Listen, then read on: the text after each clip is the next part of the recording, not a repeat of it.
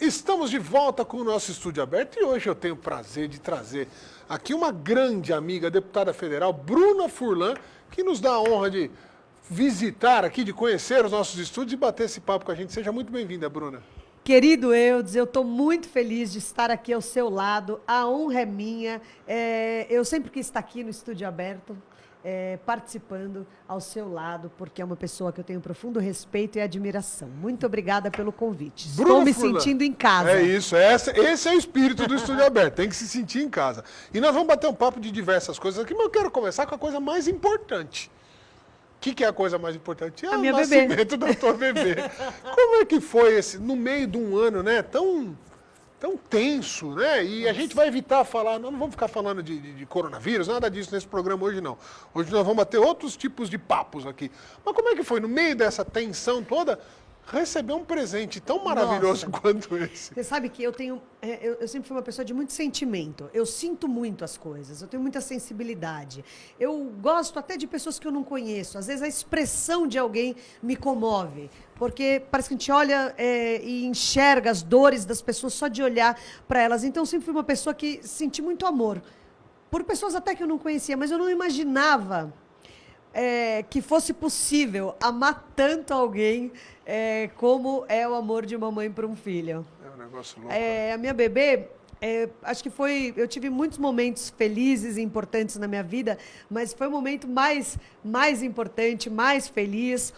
A minha bebê nasceu no SAMEB, em Barueri, porque eu queria que a minha filha fosse cidadã barueriense, assim como eu sou. E aí, então, utilizei do serviço público da cidade, porque eu acredito, porque eu confio, e minha bebê nasceu saudável, que foi uma bênção. Eu tenho tido bons momentos e agradeço a Deus essa oportunidade de ser mãe e de tentar ser melhor todos os dias por causa da minha filha. Muda tudo, né? A cabeça Nossa. É impressionante como do dia pra noite um raciocínio é outro. Eu falei, mãe, eu não sabia que você me amava tanto. Que legal. Eu não sabia que era possível alguém amar outra pessoa dessa maneira. Eu não, assim, nossa, é uma alegria que não cabe dentro do peito. Parece que é um pedaço meu andando assim. Que coisa, né? Como E todo mundo fala que é a cara do pai. Eu ainda tenho que ouvir isso.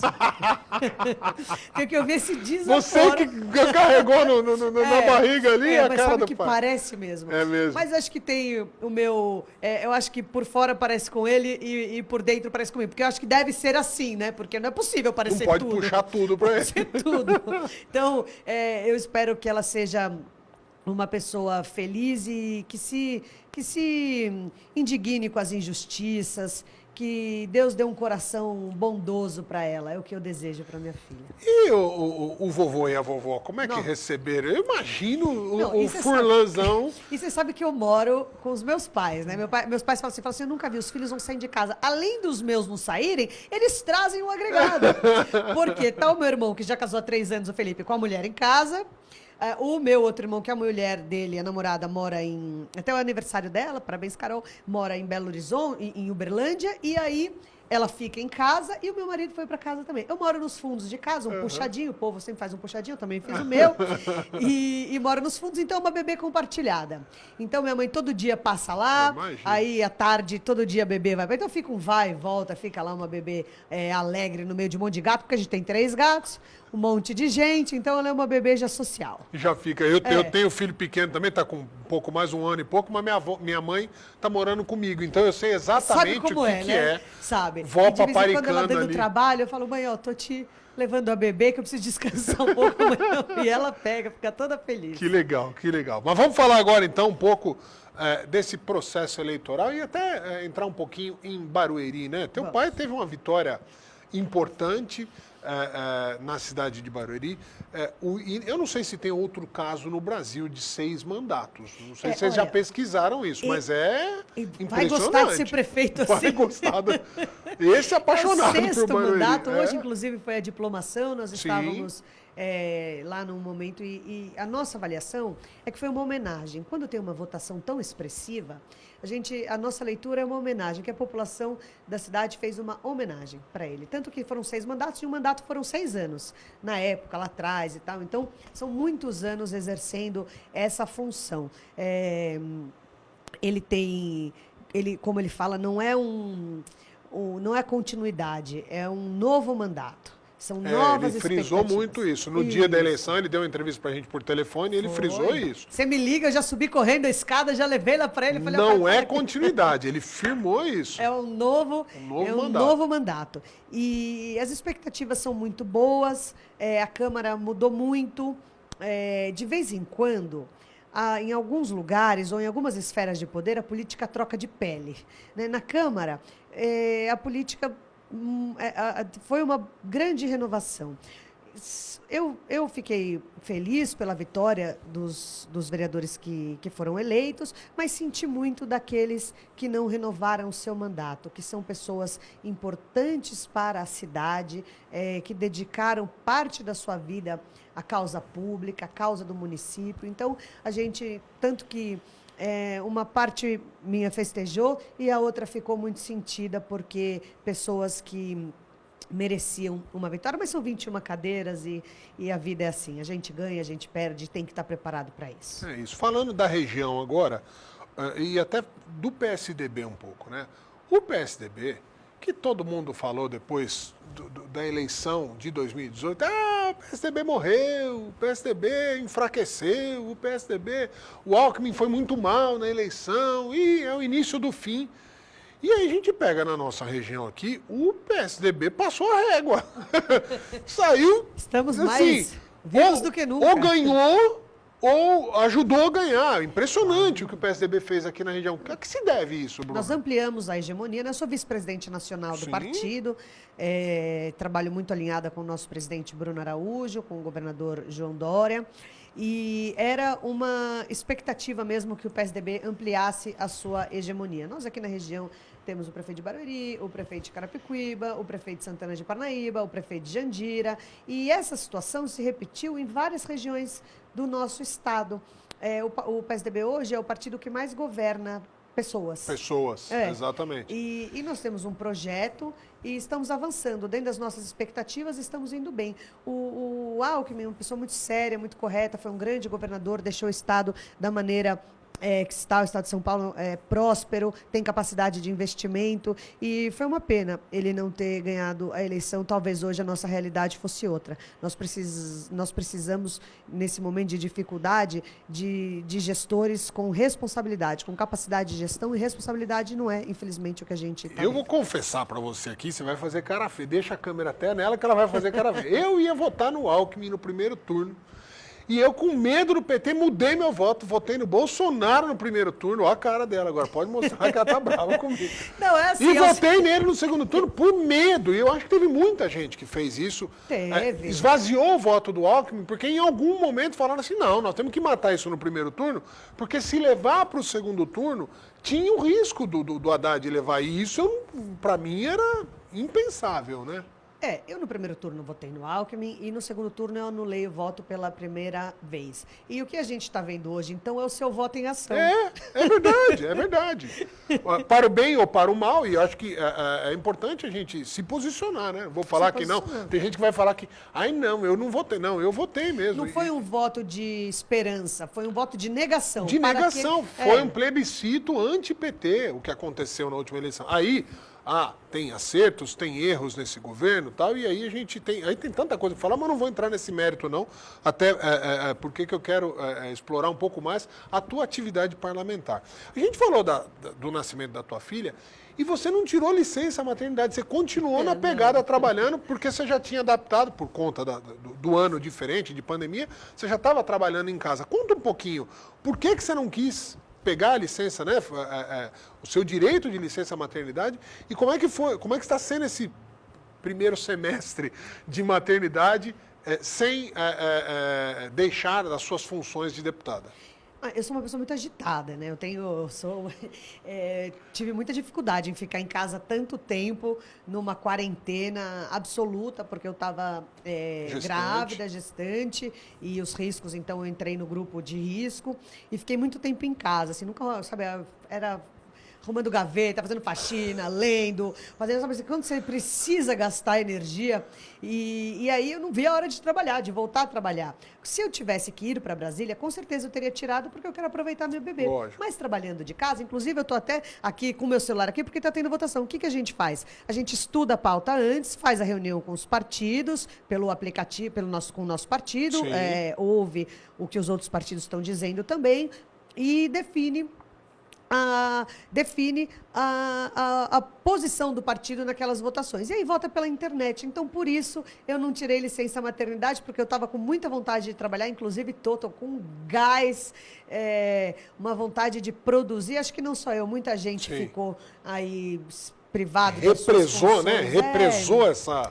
E assim, abala até um pouco a gente, porque você não pode abraçar, você não pode visitar. Eu sou apaixonada pela minha avó, não posso visitar, não posso, para preservar, né? Claro, Sim. E a gente tá seguindo a risca, seguindo certinho, mas tão ruim você não poder dar um abraço. Eu sou uma pessoa muito de contato. De toque, né? De toque, né? Quando a gente olha no olho e olha de perto, e eu gosto mesmo de abraçar as pessoas, eu senti muito, tô sentindo até agora. Mas se Deus quiser vai passar. Tá acabando, se Deus quiser tá acabando. Ô, Bruna, esse ano de 2020, por todas, né, tudo que a gente sabe relacionado à pandemia, foi um ano muito atípico. A produtividade da Câmara também foi abaixo, porque, não vamos nem chamar de abaixo, mas ela ficou muito focada na pandemia, nas discussões no entorno da pandemia, e você acha que produziu menos do que poderia ter produzido, e agora a gente ouve já o retorno parece que semana que vem votam já, pode votar o primeiro turno da reforma, de mais reformas. Como é que você analisa esse ano 2020 para o Legislativo brasileiro e essa expectativa para 2021? Tem muita coisa acumulada para ser feita? Olha, as comissões permanentes ou não, elas não funcionaram, né? Eu, inclusive, estava presidindo uma comissão mista permanente que foi criada para cuidar de migração internacional e refúgio, que é um tema que eu tenho profundo conhecimento, e a gente não pôde trabalhar porque as comissões não funcionaram. Nós estamos também eu cuido do tema de proteção de dados, e é um tema assim muito complexo, porque a gente tem que trabalhar numa mudança cultural, né, de como mudar a cultura, como o cidadão ter a consciência de que ele precisa, de que ele deve proteger os seus dados, que seus dados não podem ser usados de uma maneira comercial sem o seu consentimento. Eles podem até ser usados, desde que você tenha dado o seu consentimento. Então, eu presidi uma comissão que fez a Lei Geral de Proteção de Dados, presidi outra comissão que colocou a Autoridade Nacional de Proteção de Dados na Constituição Federal, e nós estávamos agora para assumir uma outra comissão que ia colocar algumas situações que eram muito polêmicas na Lei Geral de Proteção de Dados, que foram tiradas para que ela pudesse ser aprovada, e que a gente, então, ia começar o debate através de uma comissão especial. Também não aconteceu. Então, se você for ver por essa perspectiva, caiu sim a produtividade da Câmara, mas temas importantes foram discutidos e de relevância para o momento foram discutidos e aprovados, porque a gente precisou mudar todo o arcabouço jurídico para atravessar essa crise. E isso foi feito. O presidente Rodrigo, mesmo que à distância, desenvolveu um grande trabalho, conseguiu aglutinar forças e caminhar para criar uma legislação que desse suporte para esse momento que nós estávamos vivendo. Então, foi produtivo. Claro que não da maneira que nós gostaríamos, mas foi um ano de bastante trabalho. Você falou da Lei de Proteção de Dados e essa semana tem uma grita geral nos Estados Unidos de grandes empresas de comunicação brigando com o Google. Porque, de certa maneira, o Google está matando qualquer outro tipo de iniciativa, porque ele utiliza os dados das pessoas e manda comunicação dirigida, coisa que os grandes veículos não têm condição de fazer. Então, é um assunto muito moderno, que precisa ser debatido, né? Muito complexo. Acho que a gente tem até pouco tempo para conseguir entrar num debate mais profundo sobre isso, então já vem um outro dia para a gente falar só a gente podia sobre fazer isso. até um debate a respeito disso. Isso. Acho que seria importante isso. Olha, eu participaria com muito Legal, prazer vamos organizar. desse momento de debate importante. Agora, para falar de uma maneira simples, as informações que você coloca no seu celular, elas são muito verdadeiras. Por exemplo, você não vai colocar no Waze um endereço que você não vai. Você não vai escrever uma mensagem de uma coisa que você realmente não está Sim, sim. pensando. Você não vai fazer uma busca de uma compra de uma coisa que você não tem interesse. Você não tem interesse, né? Então, por exemplo, se você coloca você vai numa farmácia e aí eles falam, olha, para você me dá aqui seu CPF que eu vou te dar um desconto. E aí você dá seu CPF, bom, essa farmácia vende para o plano de saúde essas informações. O seu plano de saúde, ele sabe, então, quais são as suas doenças pré-existentes que você pode ter lá na frente, e aí o seu plano fica mais caro. Você entendeu? Então você fala... Os tais algoritmos fazem todo esse trabalho aí. Fazem todo esse trabalho. Isso. Então você acaba... você vira refém do que você consome, dos lugares que você vai. E pode até comercializar o seu dado, desde que você dê o consentimento. Sim. Né? Então... É muito exagerado a maneira que você é monitorado pelas informações que você coloca. Sabe que de vez em quando eu chego em casa, eu desligo o telefone, não fica a minha localização, porque eles sabem até se você está na sua casa. Se você está em casa ou se você não está. Por exemplo, sabe como pode ser um sequestro no futuro? Eu vou desligar o marca-passo de alguém da sua família se você não fizer uma transferência. O seu carro não vai virar a direção, porque é tudo digital, não vai virar, eu sei onde você está, não vai virar a direção se você não fizer. Quer dizer, então são coisas muito... mexe muito com a vida da gente, essa situação nova. E com a chegada do tal do 5G, que promete ser uma revolução. E eu vi essa semana que na Europa eles já estão começando os testes do 6G, que é 8.000 vezes mais rápido do que o 4G. E você falou da Europa, a nossa legislação ela é semelhante à da União Europeia na questão de proteção de dados. E ela é diferente da dos Estados Unidos, por exemplo. Então, eu trabalhei muito com o embaixador da União Europeia, quando presidia a Comissão de Relações Exteriores e Defesa Nacional, a Comissão Mista das Atividades de Inteligência do Congresso Nacional, e a gente procurou fazer uma legislação semelhante para que pudesse, em vários lugares do mundo, ter uma legislação restritiva e não permissiva, como é em muitos lugares. Porque essas empresas de internet, essas grandes empresas, elas colocam parte de suas empresas em lugares diferentes do mundo, de acordo com a legislação. Para escapar. Então, você dificilmente consegue acionar juridicamente uma empresa por conta de alguma situação que você se sentiu lesado. E a gente precisa de verdade, vamos dizer, democratizar esse debate, porque ele está ainda muito restrito, a parte muito técnica, a legislação, as pessoas têm que começar a entender a importância disso.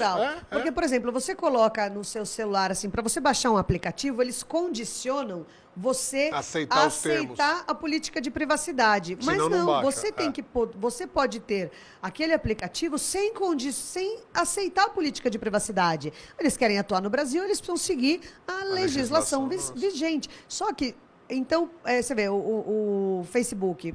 você, para ter no seu celular aí o aplicativo, é de graça, mas é uma das empresas mais lucrativas do mundo. Como eles lucram? Vendendo os seus dados. Esses dias eu estava falando sobre um assunto e não estava nem no celular, eu estava falando sobre um assunto, começou a chegar depois de meia hora informação sobre o que eu estava, propaganda sobre o que eu estava dizendo. É assustador. É assustador. Só que a gente precisa mudar. Todos os temas que eu trabalho, eles são de uma complexidade social tão extraordinária, porque é de difícil compreensão. Né? Então, quer dizer, ninguém quer proteger os dados. As empresas, os governos, eles não querem proteger dados. Eu trabalhei com uma lei de caráter humanitário, os imigrantes, ninguém quer uma pessoa de fora usando o seu serviço. Sabe? Então, são temas de profunda complexidade. Que precisa discutir, precisa debater, a gente precisa democratizar, conforme eu falei. Temas de relevância nacional e internacional. Foi o que eu me apeguei na Câmara dos Deputados. Estou no 3º mandato. E aprendi. Já está em casa, né? Assim, em Brasília você já se sente em casa. A gente ocupou espaços importantes. Sim. Tanto no parlamento quanto na vida partidária. Eu te entrevistei durante o seu primeiro mandato e hoje é uma deputada muito mais madura, muito mais segura. Não, de verdade não, você é muito jovem.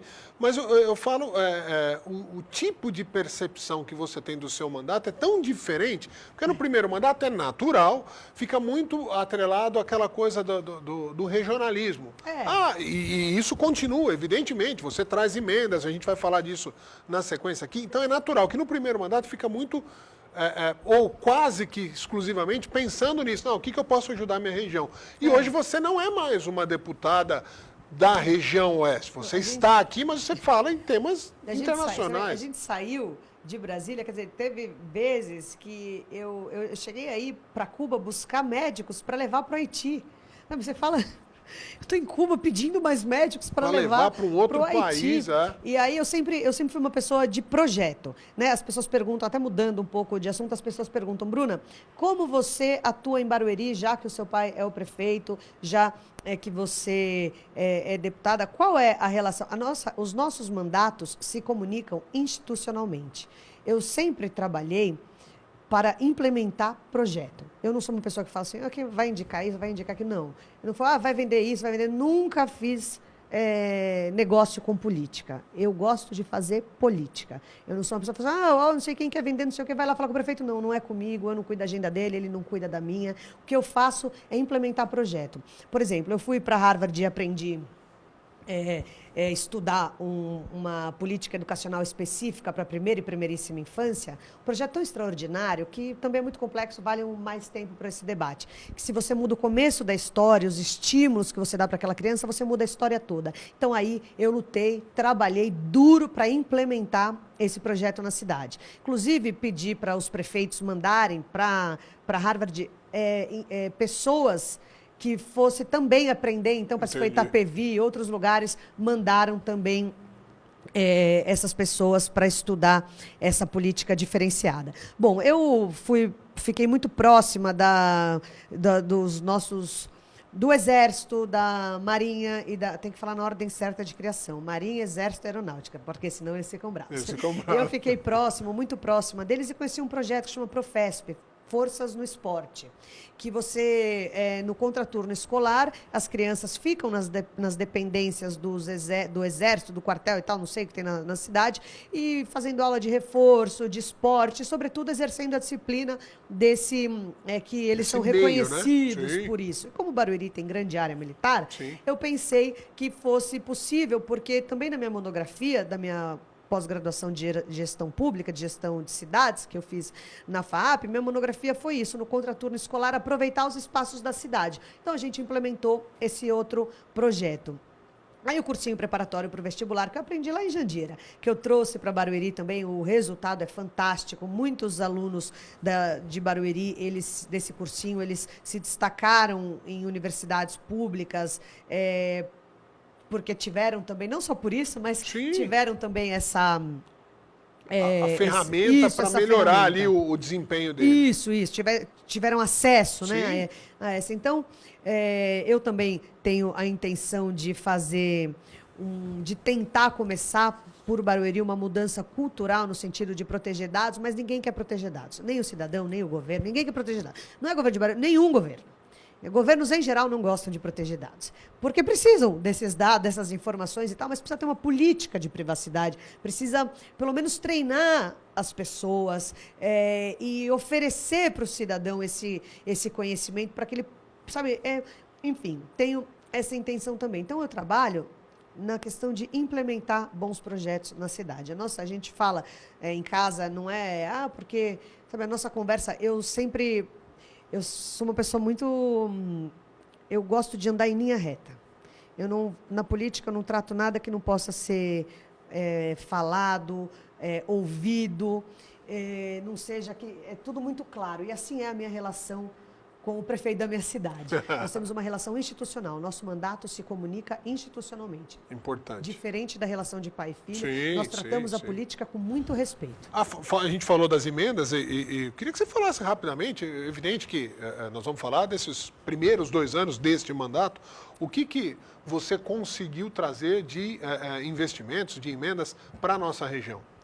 Então, eu gosto de combinar com os prefeitos, de conversar com os prefeitos, para saber quais são as prioridades do exercício seguinte para a gente direcionar as emendas. Então, por exemplo, eu estive ontem em Pirapora, estive semana passada com o Dr. Sato, amanhã tenho com o prefeito de Cotia e com o de Carapicuíba. Estou procurando uma agenda com o prefeito de Osasco para a gente planejar esse ano que inicia. Eu me sinto muito bem, muito feliz aqui em Osasco. Eu não tenho como vir aqui e não falar do querido Dr. Celso Giglio.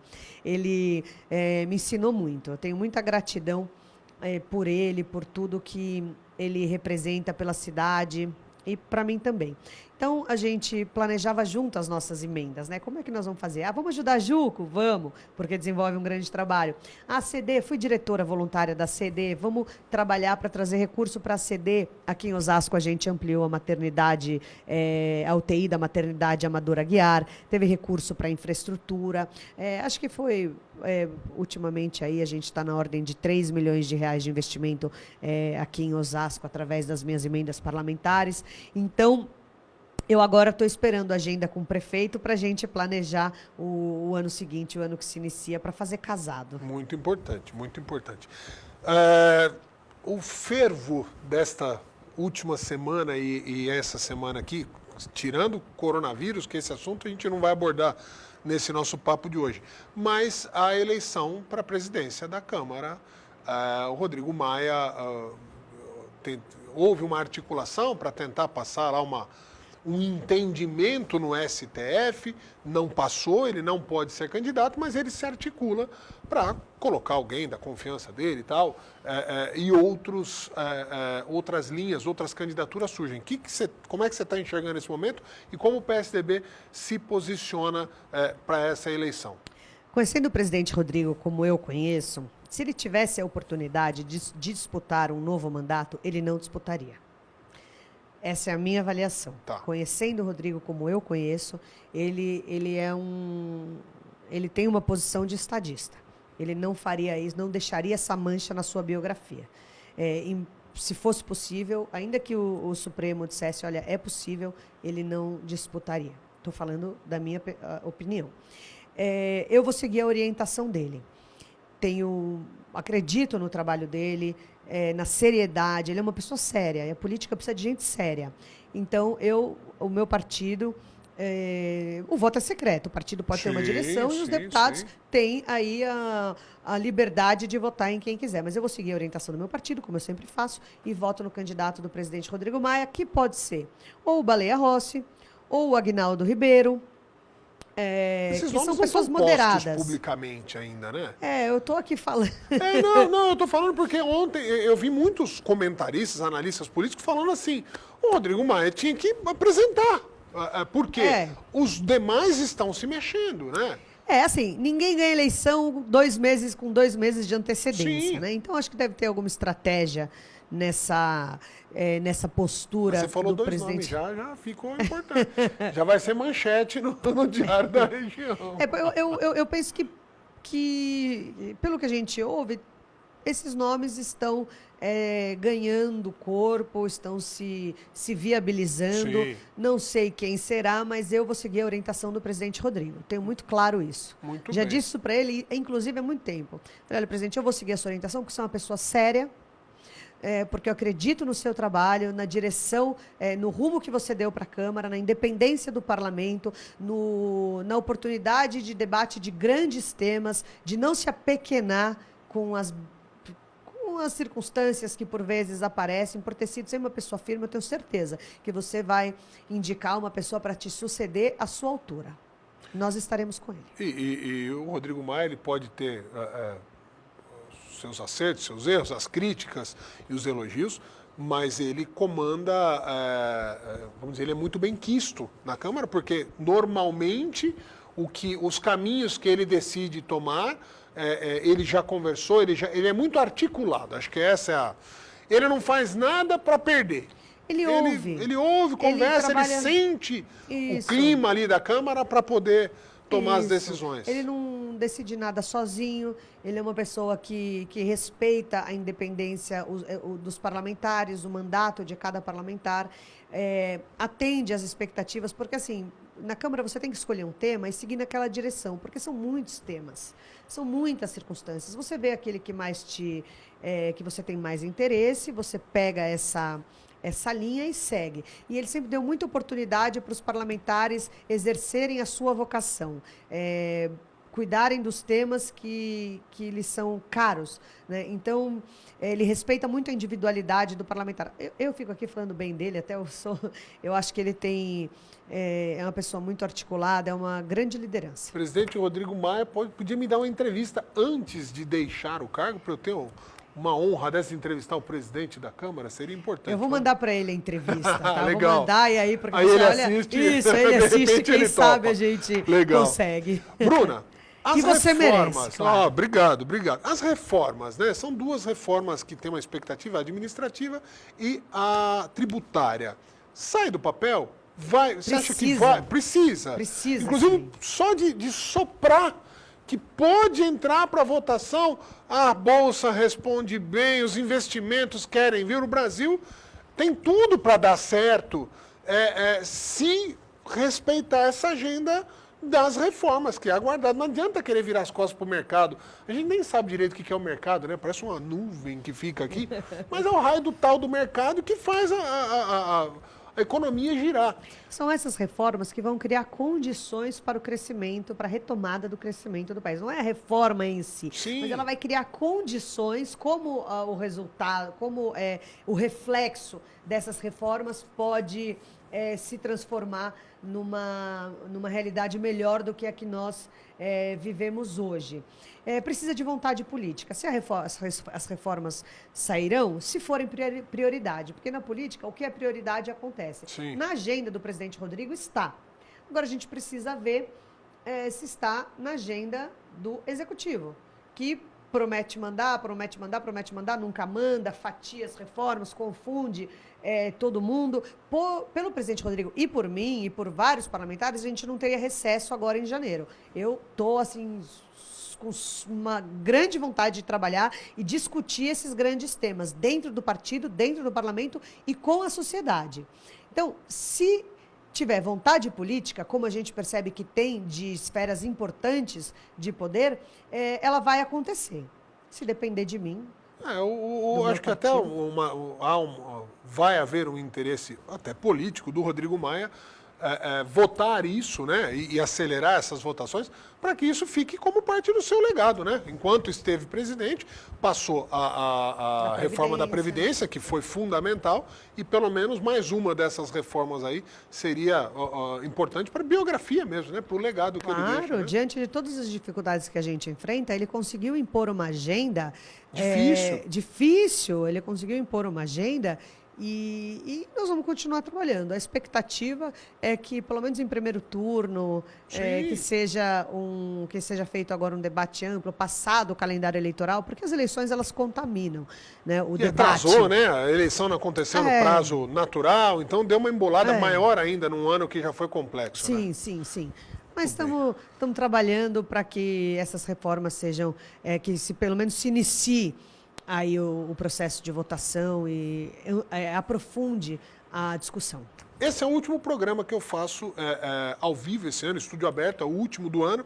Queria que você deixasse, então, nas suas considerações finais, uma mensagem que eu acho que a gente precisa, né, ouvir, mensagem de esperança e tal, mas eu quero que saia do coração da mamãe, não da deputada. Eu quero o coração da mamãe falando o que você espera, qual a expectativa, o que a gente precisa fazer para melhorar como sociedade para o futuro da Isabela, do Guilherme, do Gustavo, dos pequenos que estão, né, nesse momento aí, que dependem da gente para criar um futuro um pouco melhor para eles. Para começar falando do coração, eu estou muito feliz de estar aqui do seu lado. Obrigado. Você é uma pessoa que, para mim, é especial. Obrigado. Está participando do seu último programa, ao vivo, deste ano tão difícil, estou me sentindo prestigiada. Obrigado.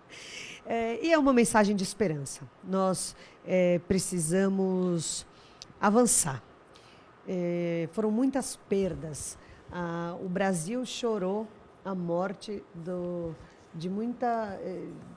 seus entes queridos. Foi uma bomba que caiu na nossa cabeça, né?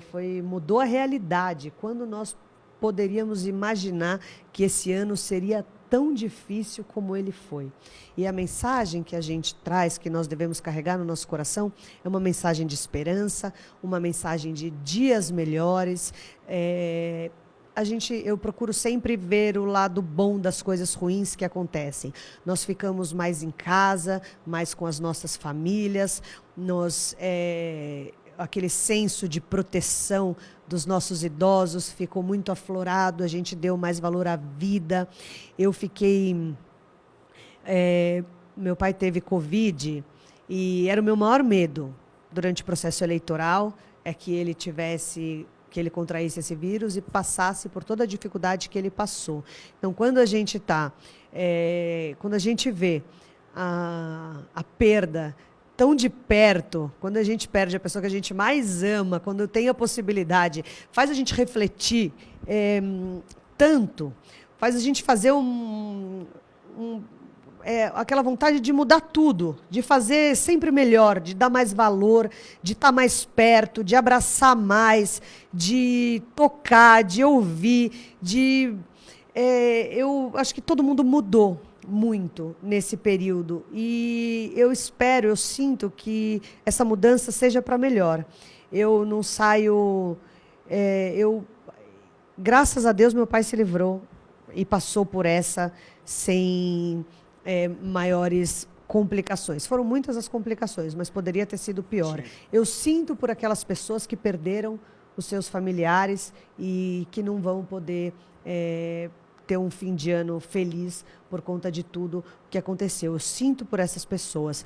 E embora com essa tristeza carregada, né, que está todo mundo carregando essa tristeza, esse peso nos ombros, que a gente tem esperança de dias melhores, que o amor entre no lar de todas as pessoas, que a gente supere todas as dificuldades e que faça a nossa parte para mudar essa realidade. Muito bem, amém. Obrigado.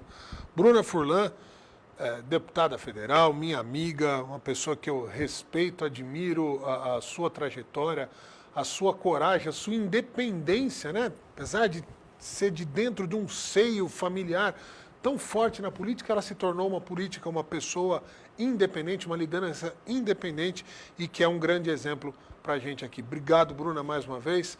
Eu quero finalizar aqui agradecendo. Esse é o último estúdio aberto do ano. A gente tem toda uma programação agora de final de ano, especial de Natal, tem show do Rio Negro e Solimões, vai ter show do Rio Negro e Solimões, exclusivo aqui para a Connect TV, tem show da Polícia Militar. Quando vai ser o do Rio Negro e Solimões? Na virada de ano. Vou mandar a programação, vai estar conectado. Então vai ter muita coisa bacana nesse final de ano, especial com alguns documentários, tem muita coisa legal, você fique conectado com a gente, mas não se esqueça, né? Que é muito importante a gente ficar, né, com o celular, na televisão e tal, mas faz igual a Bruna falou, tem hora que a gente tem que desligar e conversar com o pai, conversar com a mãe, brincar com os filhos, sabe? Olhar no olho de um vizinho ali na hora de cumprimentar. Vamos tentar que seja a lição desse ano, da gente ser um pouco mais humano e menos conectado. A gente fala tanto aqui, continue conectado com a Connect TV, de vez em quando desconecta, se conecte aos seus amigos, aos seus familiares, que é muito melhor para a nossa saúde mental e para o nosso coração. Obrigado por mais esse ano de audiência, por esse ano de parceria com todos vocês. A gente volta em 2021 com o estúdio aberto, mas se preparem que tem muita coisa bacana nesse final de ano, nos especiais aí. Um abraço para todos vocês, valeu!